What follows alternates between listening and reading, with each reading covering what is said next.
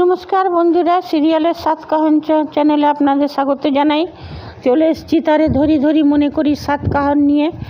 দেখা যাচ্ছে যে অদিতি এত বসে বসে পুকুর পাড়ে বাসন মাজছে, নিয়ে ভোগ তো নিবেদন করা হয়ে গেছে, কাঙালিদেরও বসে গেছে সব খেতে, যারা খাবার মহাপ্রভুর প্রসাদ গ্রহণ করবে তারা সব বসেছে খেতে।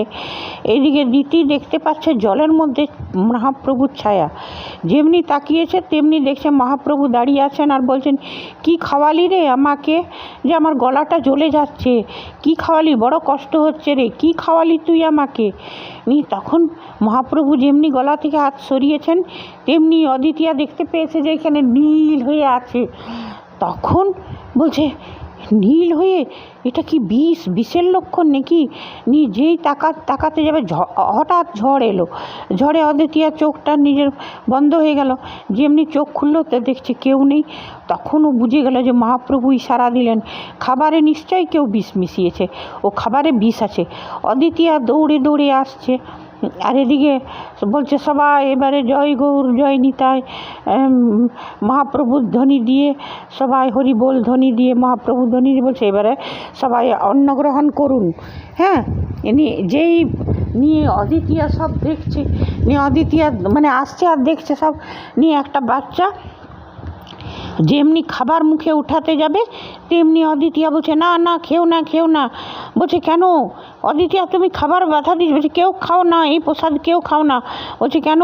বলছে, অদিতিয়া তুমি বাধা দিচ্ছ কেন? বলছে, এই খাবারে বিষ আছে জিজি, এই খাবারে কেউ বিষ মিশিয়ে দিয়েছে। তখন বলছে, কে বললো তোমাকে, কি করে জানলে তুমি এই খাবারে বিষ আছে? বলছে, হ্যাঁ আমি বলছি তো বিষ আছে এই খাবারে। দেখো মহাপ্রভুর, যখন অদিতিয়া তাকালো মহাপ্রভুর মূর্তির দিকে তো মূর্তির গলাটা নীল ছিল। বলছে, দেখো মহাপ্রভুর দেখো গলাটা নীল হয়ে গেছে। ওরা যখন দেখছে তখন দেখতে পাচ্ছে না। নিয়ে বলছে, ছাড়া তো। বিশম্বর বলছে, কিচ্ছু হবে না, যত সব এত খাবার বানানো হলো এত কষ্ট করে, সেগুলোকে নষ্ট যাবে নাকি? দাঁড়াও, যদি বিষ আছে তো আমি খেয়ে দেখছি। বলছে, দাদা দাঁড়া। নিয়ে তখন বললো, বিষ মাপবার থালাটা নিয়ে আসো তো। অচিন তো নিয়ে অচিন তখন বিষ মাপবার থালাটা নিয়ে এসছে।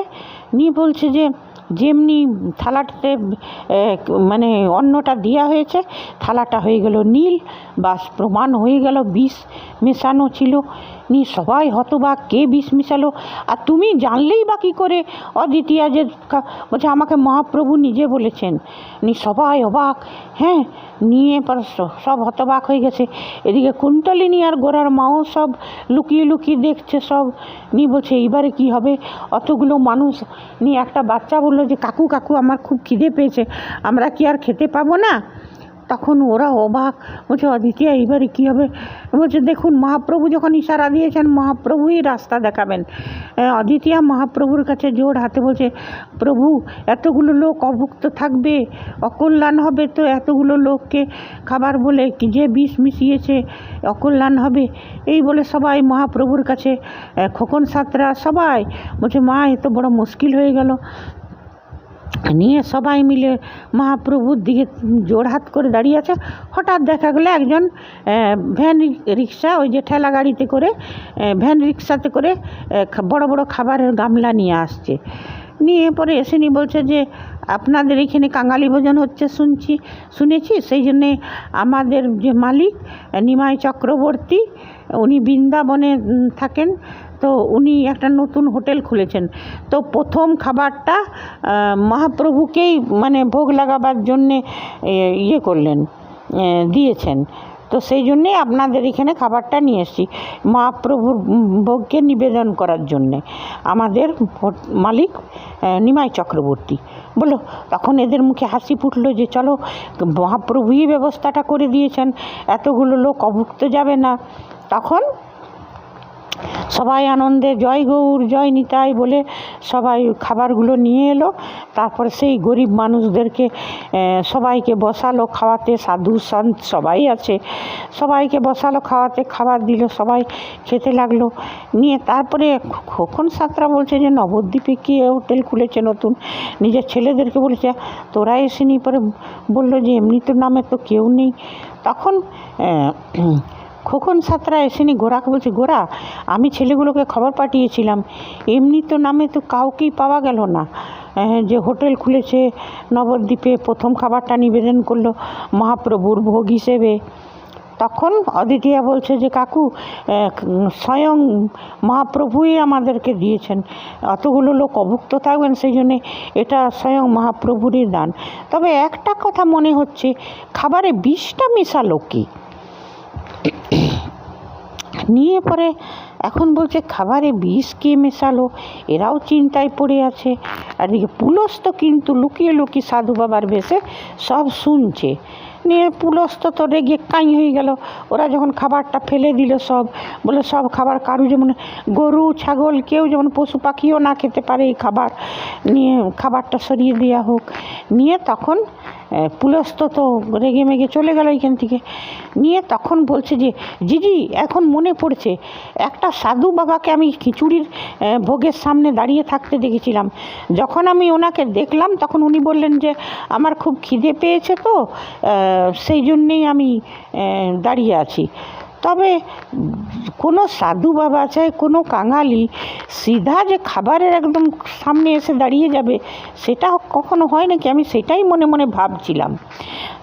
ও সাধু তো নয়, উনি নিশ্চয়ই ওই সাধু বাবাই নিশ্চয়ই ভোগ লাগিয়েছেন, কারণ উনি তো তারপর খাবার খেতেও আসেননি। তখন বলছে আচ্ছা খবর নাও তো নি। খোকন সাঁতরা বললো তো, বলছে হ্যাঁ সাধুগুলো বলছে যে একটা সাধু নাকি না খেয়েই চলে গেল, খেলো না খাবার। বলছে কি বললাম জিজি, ওইটা হচ্ছে, এটা নিশ্চয়ই পুলস্তর কাজ। হ্যাঁ তখন বলছে কি করে জানলো? বলছে হ্যাঁ মনে হচ্ছে এটা পুলস্তই ছিল, বুঝলে আমার সন্দেহ। বলছে পুলস্তকে কোথায়, বলছে পুলস্তকে কোথায় পাবো? হ্যাঁ তারপরে এখন এদিকে দেখা যাচ্ছে বৃন্দা অচিন এরা বৃন্দা না ছন্দা পান নিয়ে এলো, নিয়ে অচিনকে দিচ্ছে, নিয়ে অচিন খাচ্ছে পানটা। আর এদিকে কুন্তলিনী এখন ওদের পিছা করছে, আর গোরার মা সব দেখছে। কুন্তলিনী সব পিছা করছে। কুন্তলিনী বলছে রে অচিনকে হাতছাড়া করে কি ভালো করলাম, নিয়ে মনে মনে। আর এদিকে সেটা অচিন আবার দেখে নিয়েছে। কুন্তলিনীকে আরও জ্বালাবার জন্যে বৃন্দার সঙ্গে হেসে হেসে কথা বলতে লাগলো যে হিংসে করছিস হিংসে করে মর, জ্বলে মর, জল আর লুচির মতন ফুল। নিয়ে এদিকে গোরার মা এখন দেখছে এই সবগুলো কাণ্ড কারখানা। নিয়ে সবাই খাওয়া হয়ে গেছে, নিয়ে বলছে অদিতিয়া সবাইকে তো তুমি অন্ন তুলে দিলে, সবাইকে খাওয়া হয়ে গেল, এইবার তুমি খেয়ে নাও জিজি আমার আনা খাবারটা। বলছে সে হয় না অদিতিয়া, সবাই যে খাবারটা খাবে সেটাই আমি খাবো, আমি তোমার আনা খাবারটা কেন খাবো? এক জায়গায় অন্য অন্য খাবার, এটা ঠিক দেখায় না। বলছে তুমি খাবে না? বললো না। বলছে ঠিক আছে না খাও তাহলে তুমি, নিয়ে আমি মহাপ্রভুকে আমার আনা খাবারটা নিবেদন করছি। এইটা দেখে কুন্তলিনী আর এ তো খুব খুশি হচ্ছে যে খেলো না। নিয়ে সব ওই অতিথিয়া নিজের আনা খাবারটা মহাপ্রভুকে নিবেদন করলো। নিয়ে তারপরে খোকন সাঁতরা এসে বলছে যে গোরা একটা হয়ে গেছে বাবা। হ্যাঁ আর খোকন সাঁতরা কিন্তু এটাও অদিতিয়াকে বলে যে মা অন্নপূর্ণা তুমি বাঁচিয়ে নিলে এতগুলো লোককে মা, এইসব বলল। নিয়ে তারপর বলছে যে সবারই তো খাওয়া হয়ে গেছে, বাস তোমার জন্যেই কিছু বাঁচলো না খাবার। তখন বলছে বাকি সবাই খেয়ে নিয়েছে তো? বলছে হ্যাঁ সবাই খুব তৃপ্তি করেই খেয়েছে। তখন বলছে যে কে বলল বাঁচলো না? এই তো আমার আনা খাবারটা আমি মহাপ্রভুকে নিবেদন করেছি ভোগ, ওই খাবারটা তো আছে, তুমি ভোগ হিসাবে খেয়ে নাও। নিয়ে তখন গোরার মায়ের আর কি থোতা মুখ ভোতা ওইখানেই, নিয়ে মহাপ্রভুর ভোগ নিবেদন তো করা হয়েই গেছিল, সেই খাবারটা গোরাকে দিল। গোরা তো খেয়ে নিল। বলছে অদিতিয়া তুমিও তো কিছু খাওনি, তুমিও খাও। তো তখন অদিতিয়াও খাবারটা গোরার পাত থেকেই খাবারটা খেলো। এইখানে আমি একটা কথা বলি, গীত গোবিন্দ যিনি লিখেছিলেন জয়দেব, তো জয়দেবের বউ পদ্মা ওনারাও একবার ভগবান কৃষ্ণের প্রসাদকে এক পাতে বসেই খেয়েছিলেন। তো এইখানেও দেখা যাচ্ছে জয়দেব পদ্মার মতন, মানে জয়দেব আর ওনার স্ত্রী পদ্মা পদ্মা আর জয়দেব এক পাতে এক থালাতেই খেয়েছিলেন। আজকে জয়দেব আর পদ্মার রূপটা গোরা আর অদিতিয়াই ধরেছে। ওনারাও মহাপ্রভুর প্রসাদ এক থালাতেই বসে খেলো ওরা। তারপরে খাওয়া দাওয়া তো হয়ে গেল। তারপর বলছে যে এটা তো পুলস্ত করেছিল, এবার পুলস্তকে কোথায় পাবো? বলছে দাঁড়াও, পুলস্তকে পাবে। নিয়ে বলছে বাড়িতে ফোন করে দেখো তো। নিয়ে বলছে, আর গোরার মা অবাক হয়ে দেখছে। নিয়ে বলছে পুলস্ত আছে বাড়িতে? তখন বলছে না, পুলস্ত তো বাড়িতে নেই। তখন বলছে তাহলে পুলস্তকে কোথায় পাওয়া যাবে? বলছে দাঁড়াও। নিয়ে এদিকে অচিন আর ছন্দা কথা বলছে, আর কুন্তলিনী এখন আড়াল থেকে দেখছে আর জ্বলছে। অচিনকে তো হাতছাড়া করেইছে। নিয়ে অদিতিয়া আর গোরা পেছন থেকে যেয়ে ওকে ধরেছে। বলছে কুন্তল বল তো পুলস্ত কোথায় আছে? বলছে পুলস্ত বাবু কোথায় আছে? পুলস্ত কোথায় আছে আমি কি করে জানবো? বলছে কী করে জানবি মানে? তুই ফোন কর। বলছে আমি কেন ফোন করতে যাব? তখন অদিতি একটা মোটা ডান্টা নিয়ে এসছে। বলছে আজ তোর ঠেঙ্গিয়েই তোর আমি এমন ঠেঙানি দিব না যে তুই সব ভুলে যাবি। চুপচাপ তোর পেয়ারের দাদা পুলস্তকে ফোন কর। নিয়ে তখন বলছে ফোনটা স্পিকারে রাখবি, খালি ওকে জিজ্ঞেস কর যে কোথায় আছে, আর এটাও বল যে ও যে খাবারে যে ওই বিষ মিশিয়েছে সেটা আমরা সন্দেহ করছি ওকে। নিয়ে পুলস্তকে এখন ফোন করেছে অদিতিয়া, বলে স্পিকার কর। স্পিকারে রেখেছে। নিয়ে বলছে কোথায় আছো, কোথায় আছেন পুলস্তদা? বলছে আমি গাঙ্গুলি পাড়ায় আছি। কেন? বলছে এইখানে যে খাবারে বিষ মিশানো হয়েছিল এরা তোমাকেই সন্দেহ করছে। বলছে সে কী করে হয়, আমাকে কেন সন্দেহ করছে? আমি তো কিছু করিনি, আমি তো এইখানে আছি গাঙ্গুলি পাড়ায়।